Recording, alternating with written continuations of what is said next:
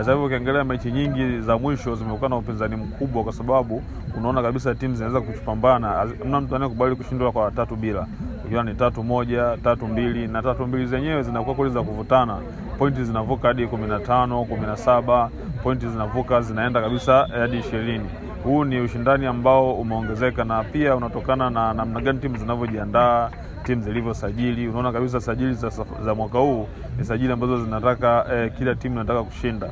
Ukiangalia tu tofauti na wachezaji ambao wanasajiliwa hapa ndani ya nchi, lakini pia wao maforeigner wanaokuja, naona kidogo kwa msimu huu wameweza kuwa na ubora ambao kuweza kushindana. Kwa hiyo tuna imani tutapata bingwa ambaye atakayekuwa ana ushindani mzuri, au atakayeweza kuwakilisha mkoa pia katika mashindano hayo ya kitaifa. Halikadhalika pia najaribu kuangalia ni namna gani kwa upande wa wanawake mechi zilivyokuwa. Kuna upinzani mkubwa sana umeongezeka kwa ongezeko la timu ya Chui.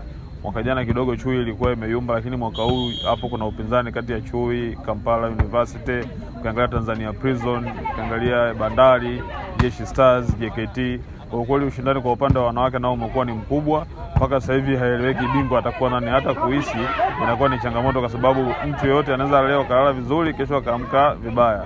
Yote anaweza akashinda.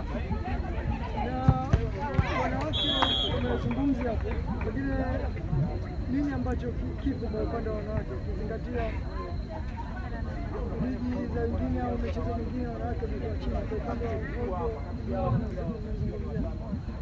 kwa upande wa timu za volleyball ambazo zinashiriki ligi ya mkoa wa Dar es Salaam, kiuhalisia zimeongezeka, lakini uongezeko hili baadhi ya timu pia hazijashiriki mwaka huu. Kwa hiyo nadhani ni kwa sababu ya mazingira yalivyokuwa ya preparation na mambo mengine kwenye upande wao management, labda imeweza kushindikana kwa upande wa fundi kuweza kumudu, kuweza kugharamia ligi kuanzia mwanzo wa ligi, timu kuanzia mwanzo wa ligi mpaka mwisho wa msimu. Lakini kingine ambacho ninachokiona ni pia ushindani umekuwa mkubwa. Kwa hiyo sasa ukiangalia daraja lililopo sasa hivi kwa upande wa wanawake ni daraja ambalo limetengenezwa naweza nikasema katika misimu 3-4 nyuma kuja kufikia hapa. Kwa hiyo wito wangu ni kwamba tu watu waweze kujitokeza kwa ajili ya kusapoti pia wanawake, kwa sababu ukiangalia ukiweza kuwa na team strong ya wanawake ambayo inaweza ikacheza mashindano ya hapa ndani ya nchi, kwenda nje ya nchi inakuwa ni rahisi sana, kwa sababu hawa naiba zetu tu hapa Kenya ni kipimo tosha. Kwa hiyo tukiwa na timu nzuri ya mkoa wa Dar es Salaam, ukiunganisha timu ya taifa, tunaweza tukafanya kitu kwenye upande huu wa Afrika Mashariki.